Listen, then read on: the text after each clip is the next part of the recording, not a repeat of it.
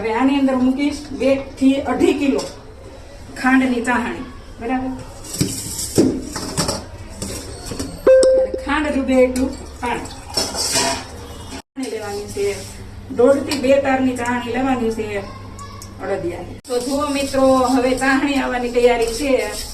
10 minute મેં ખાંડની ચાહણી લેવામાં ટાઈમ લગાડ્યો છે. તો આની આપણે તાર જોવાનો છે.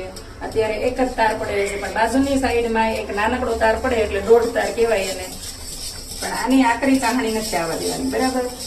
તો દોસ્તો, આ ચાહણીને આની અંદર હું એડ કરી દઉં છું અને તમારી સામે હું બધી વસ્તુ હલાવી અને ચોકીમાં આપણે અડદિયો ઢાળી દેવાનો છે.